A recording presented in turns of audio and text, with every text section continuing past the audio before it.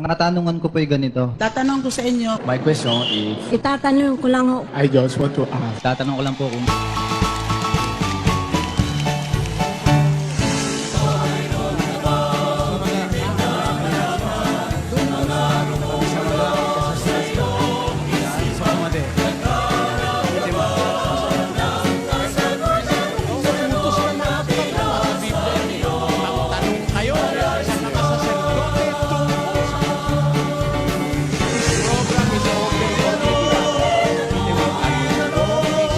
I'm ready. Sasagutin ko kayo. Pero kung gusto mo ng kompletong sagot, itanong mo. May sagot ang Biblia. Nakasulat kompleto, walang bawat, walang labis, walang kulang. Kaya ang sabi ng mga apostol, matuto kayo sa amin, huwag hihigit sa bagay na nasusulat.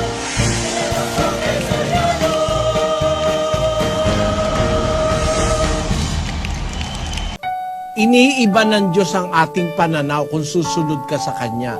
Nilalagay niya doon sa divine plane, doon sa kaisipang makadiyos, sa kaisipan o sa kalagayang inaalis niya tayo doon sa mababang kalagayan na parang hayop. Ine-elevate niya tayo sa isang plane of life na ma-realize natin yung pagkakaiba ng physical at saka ng spiritual. Ngayon, sometimes, you have really to force yourself para makagawa ka ng mabuti kasi hinihila ka nung laman mo pababa. Hinihila ka naman ng espiritu, yung pagkakilala mo sa Diyos, yung pagkatakot mo sa Diyos, hinihila ka naman sa upper level of learning para gumawa ka ng mabuti. Ang tanong mo, kung parang napipilitan ka lang, parang nag-i-struggle ka lang para makagawa ng mabuti. Okay ba yon? Sa aking paniwala, okay yon.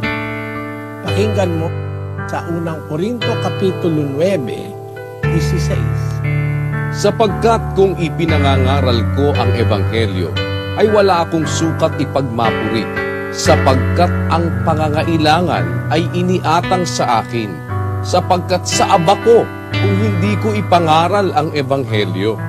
17. Sapagkat kung ito'y gawin ko sa aking sariling kalooban, ay may gantimpala ako. Ngunit kung hindi sa aking sariling kalooban, ay mayroon akong isang pamamahala na ipinagkatiwala sa akin. Ano ba ang nararamdaman ni Pablo pag nangangaral siya ng Ebanghelyo?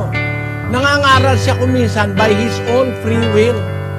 Kung ginagawa ko ito sa aking sariling kalooban, may gantimpala ako. Ngunit kung hindi sa aking sariling kalooban, ibig sabihin otherwise, pinipilit niya yung sarili niya para gawin yon, kaya niya ginagawa. Dahil meron akong pamamahalang ipinagkatiwala sa akin.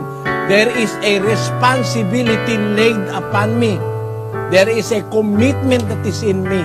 Kaya kuminsan, kailangan, parang ako rin, kaya ako naiintindihan ang ibig sabihin ni Pablo. Naiintindihan ko kasi ito sa sarili ko. Meron akong pleasure mangaral. Pangaral na Ebanghelyo. Wala nga akong tigil Halos araw at gabi nangangaral ako.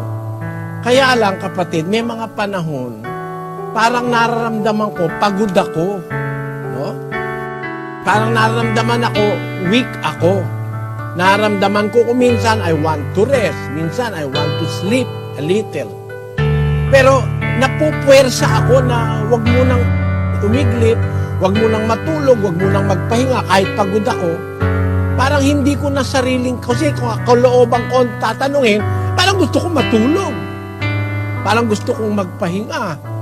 Pero yung responsibilidad na nakaatang sa akin, napipilitan ako kung minsan na i-push ko yung sarili ko. Kaya ang sagot ko sa'yo, okay lang yun kung napipilitan ka dahil sa nasa mong makagawa ng mabuti, kahit napipilitan ka lang paminsan-minsan, tuloy mo pa rin. Kasi pagka napipilitan ka, tinutuloy mo, masasanay ka. Dadating ngayon yung spontaneous na gusto mo na pala siyang gawin, nag-i-enjoy ka ng gawin. Para rin yung nagmamaneho.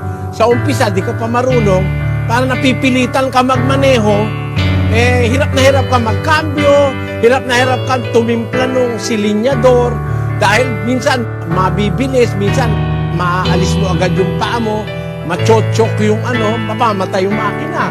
Pero pinipilit mo pa rin.